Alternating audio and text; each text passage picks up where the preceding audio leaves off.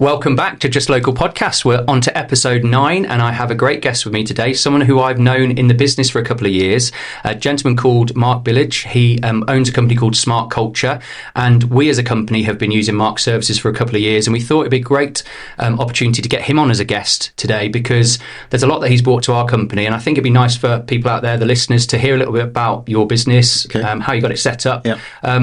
And then I'm going to put some questions to you about how leaders could learn from you, if that's okay. Yeah, sure. So we've not given you a chance to know these questions in advance. I am really putting you on the spot, so thanks for coming in, Mark. No worries. Let's begin with you telling us a little bit about yourself, if that's okay, and Smart Culture and how all that began. Yeah, so Smart Culture is kind of like the latest iteration. I think I invented portfolio career without meaning to. So I started off in youth work, went into financial services, done charity work, and ended up here. But throughout, the theme has always been people development and how can we create cultures where people can thrive. So this is that iteration, kind of bringing together all those years of experience and good and bad, to try and kind of think about, well, how can we make an environment where people are just more engaged at work? And you've worked with people in diverse backgrounds, haven't you, across the world? Yes. What I've learned. Yeah. Just got back from Egypt. So I was doing some training with teams out there. So that was really good fun, being translated as well. So, that brings an added dimension. But, basically teams need to thrive wherever they are. So, yeah. Very important. So what does Smart Culture do then, if I could put that to you? And what types of businesses, obviously you work with us, but what other types of businesses do you typically work with? So I suppose in one sense, there's the kind of adage of, niche into a certain sort of sector. But I actually niche into a problem, which is basically communication. If communication is not right in teams, then they can't work together. I think Google famously said in the project that they brought together that the X factor was not who was on the team, it's how they work together. And I suppose my passion is that people deserve to be led well. And if you have a culture that celebrates you, enables you to have a voice, then you tend to create fearless organizations which get a lot more done. Right.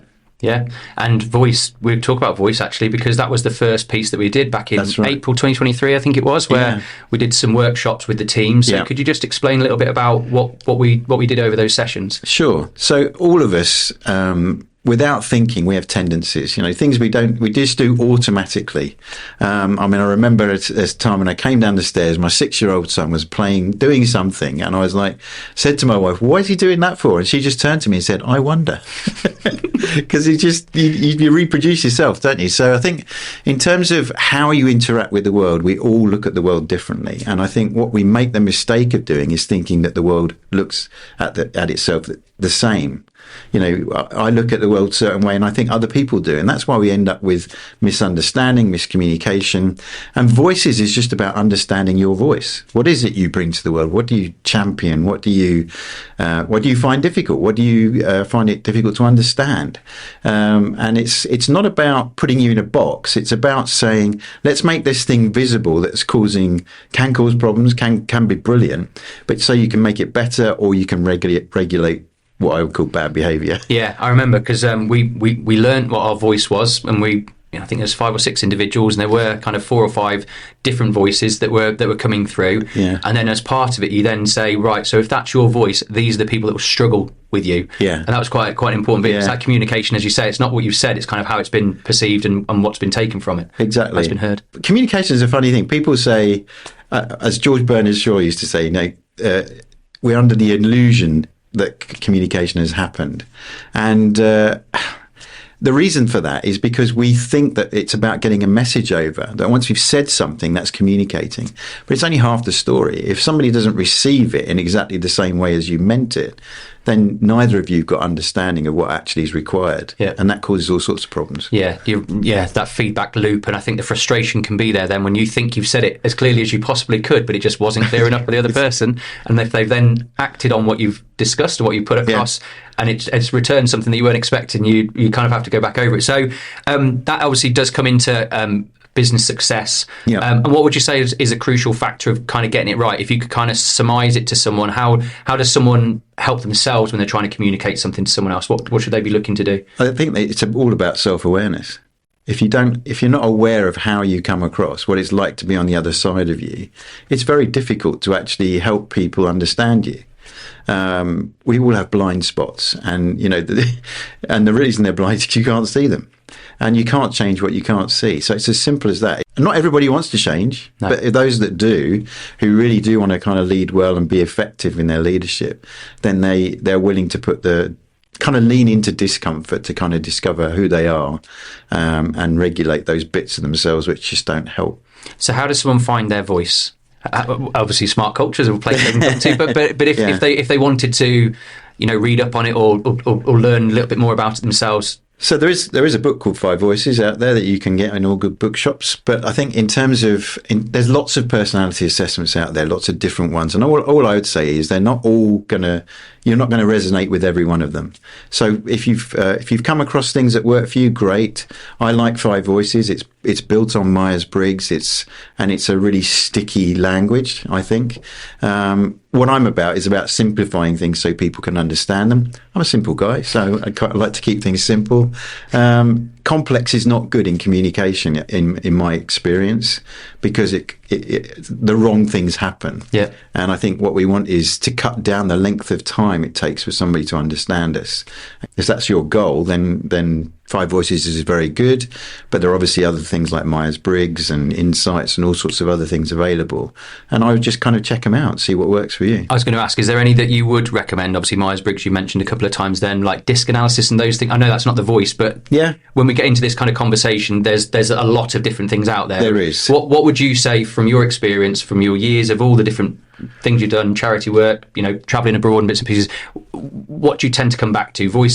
5 Voices is one of them. Myers-Briggs. Is there anything else that you'd? I mean, a lot of people do use DISC, and it's not something I'm proficient in myself, but I've done the assessment, and I think it can be helpful in just kind of team discussions to kind of realise, he's in that quadrant, and you can say, keep it short, keep it to the point. Yep. Or other people are going to be more explanation. It just helps people understand how they communicate.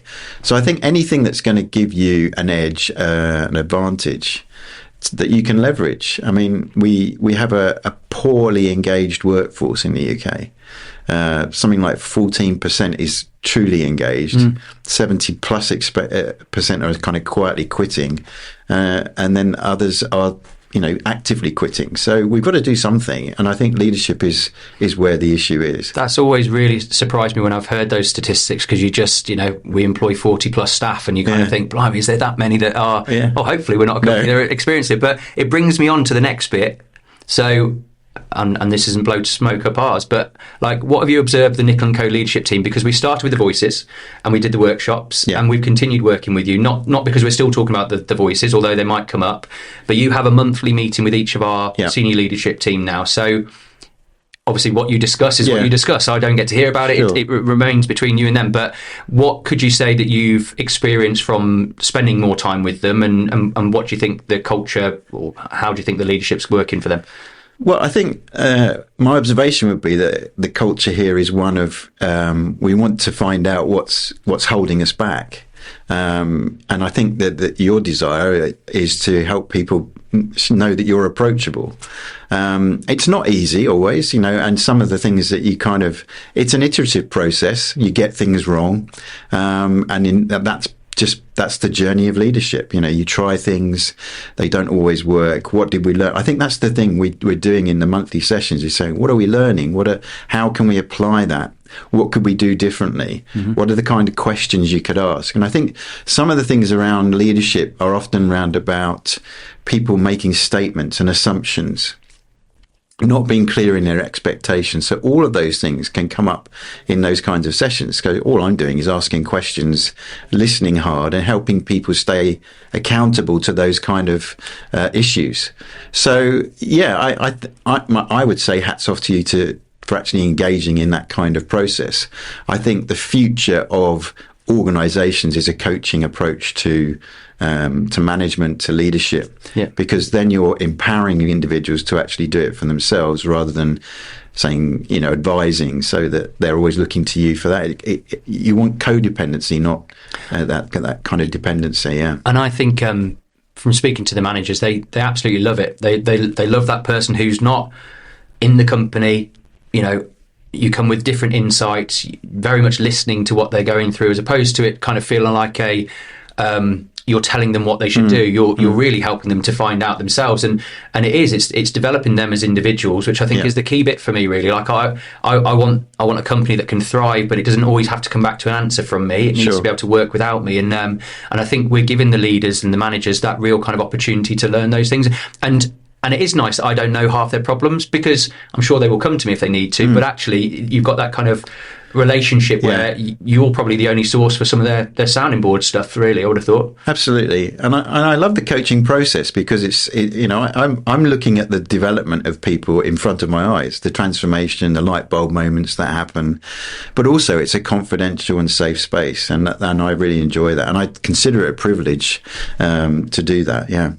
So are there any kind of key takeaways? Because I'm sure our managers are going to listen to this podcast. They wouldn't miss it, obviously. But any kind of key takeaways? Obviously, that thirst for learning and want to improve. But is there anything else you kind of say that we as a company with our culture, and it is nice that we're well respected in the business community, obviously, good estate agency business. But if there's others that are listening or watching this and they want to kind of think, I'd like to be a little bit more like Nicol & Co., is there any kind of bits you can kind of say, well, would help the listeners?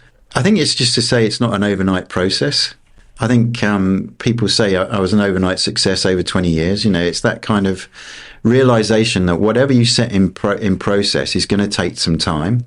But as long as you know where you're at, the direction of travel and where you want to be, I think you can push into the challenge and pain that there might be as you get there. And kind of pay the price. It's got a value for you. It's worth doing. And I would say it's not like next week you're going to be brilliant, but over time you'll see the difference. Yeah. And I always say it takes at least 12 coaching sessions to see a transformation. And I'm definitely seeing that. And I think it's, credit to your team that they are willing to lean into that. Yeah, no, they're fab. I completely agree. An environment, that's got to be important as well. So how can businesses, forgetting the leaders for a minute, but like how can businesses, I suppose it is related to the leaders as well, but how can businesses create an environment that ideas can thrive? Because communication, as you said, it's not always top down. It's got to be, any member of staff should be able to discuss and come up with their ideas and bring those to the table. So how can you create an environment that's going to help that? Yeah, brilliant question. I think the biggest issue in any organisation is their trust.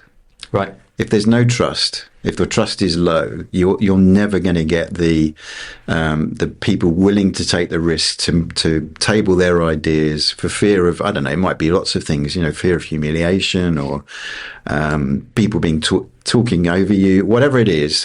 If there's trust, then you can disagree.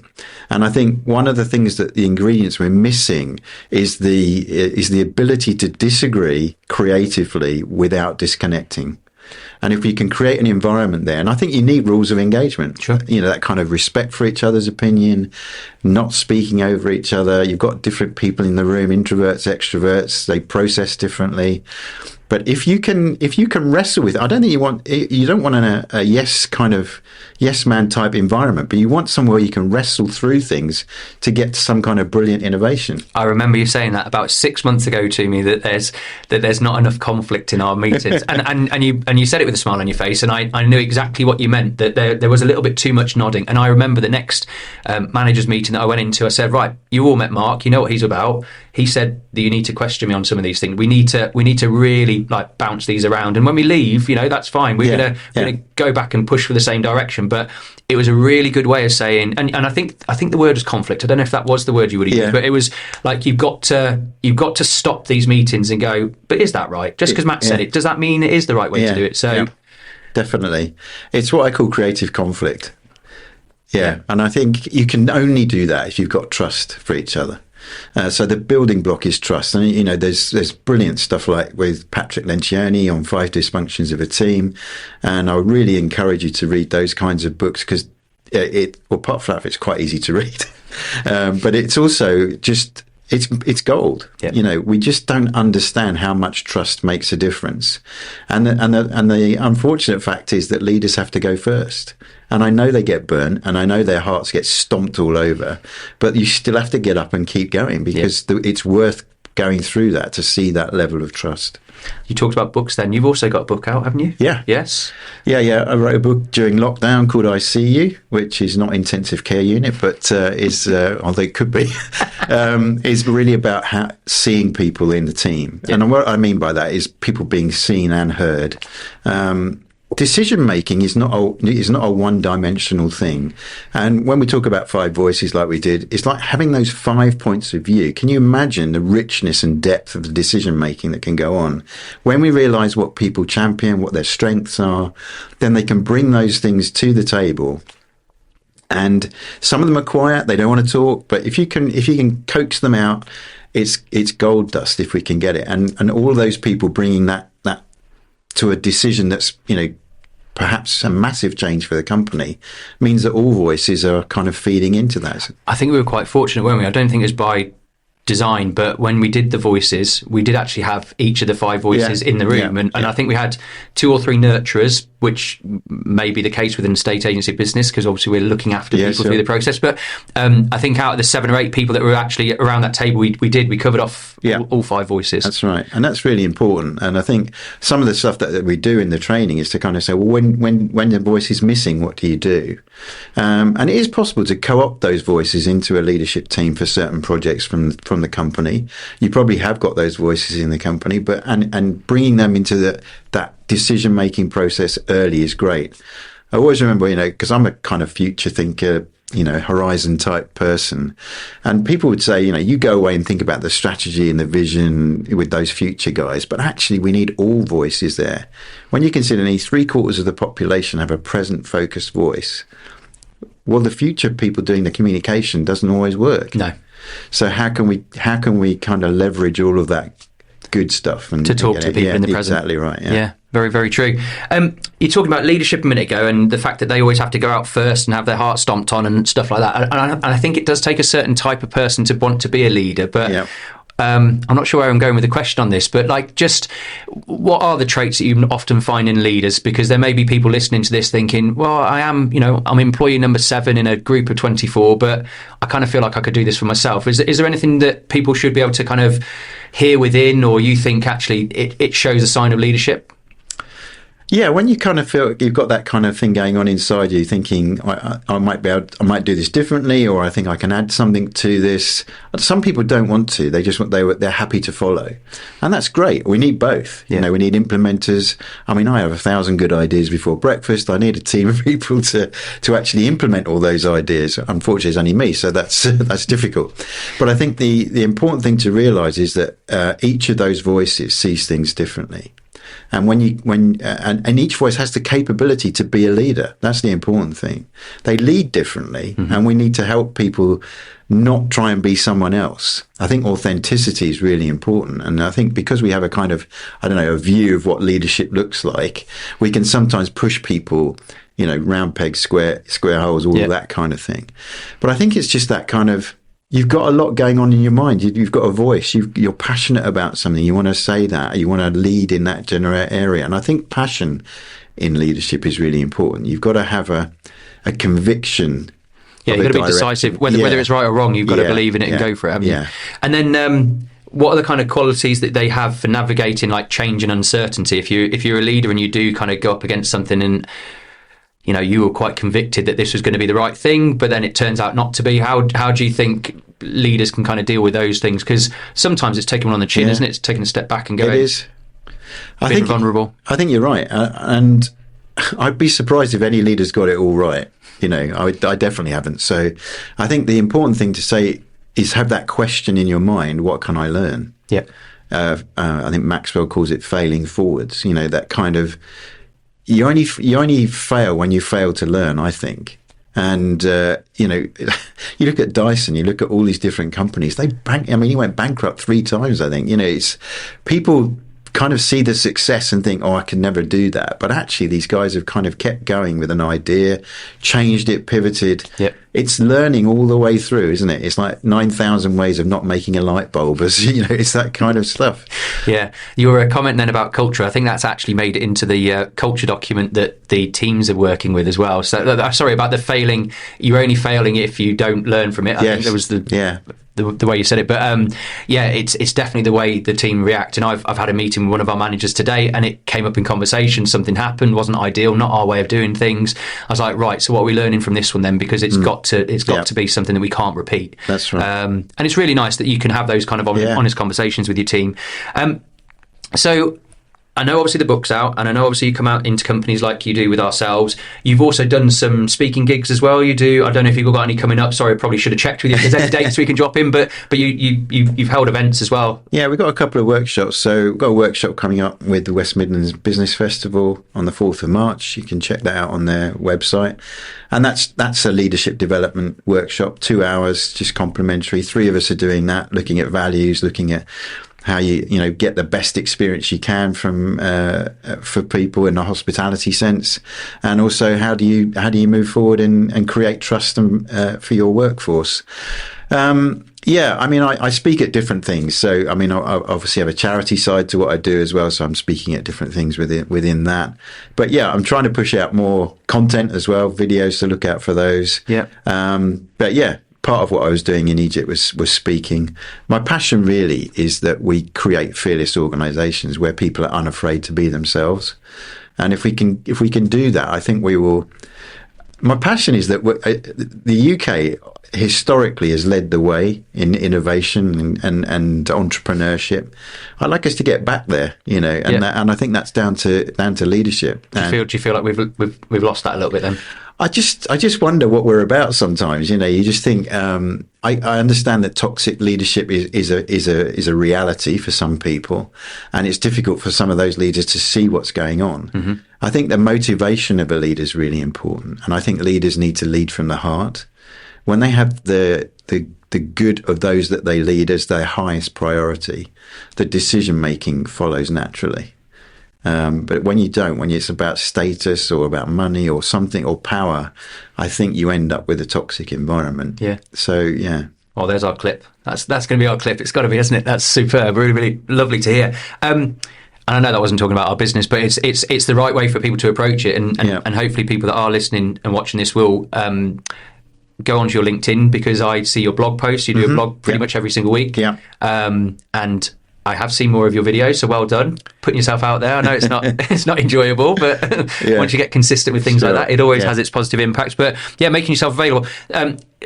In hope that we get this out in time for the 4th of March. Is that closed off now? Is there still tickets available? Tickets are still available. There is a maximum capacity of 40, but there's still a few available. Okay. So yeah, do that.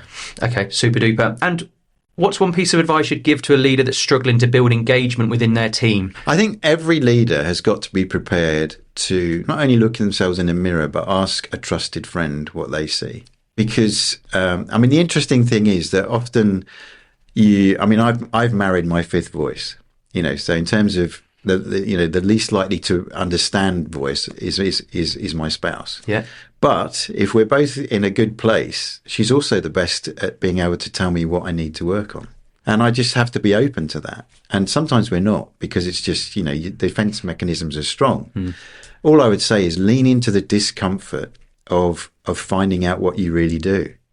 And it may not be pleasant. Yeah. But if your goal is to be more effective and more influential as a leader, then you have to go through that to get there. It's like you said, willingness to fail and learning from it. Yeah, definitely. So I think that's the advice I would give. Just lean into the discomfort and become the person you could truly be. Sounds good. And we always finish the Just Local podcast with one question. Mm. So what's one thing you love about Worcestershire? I love the fact that you've got really nice cities like Worcester, but you've also got amazing countryside around, and all the little villages, all these kind of independent breweries around. I just love. It's the booze. I couldn't possibly comment, but I think in terms of just the people, it's a brilliant environment. I really do. I've always liked Worcestershire, and we obviously haven't lived here that long, but in terms of just the environment for living, I think it's really good. Yeah. There's a lot to offer. Yeah, I agree. Mark Billage, it's been an absolute pleasure to have you on. Mark from Smart Culture. And I would say, again, please do look out for Mark. Find him on LinkedIn. I think you're on Instagram as well. Are you on there? Or no, not your Facebook. No. Facebook. I know it's one of those social channels. But we'll tag you in on the show notes as well, so we make sure that people can find you. But that was episode 9 of Just Local. And if you have enjoyed this, please give it a like, share it with others that should watch it, and follow us, and we'll keep you updated with more coming soon.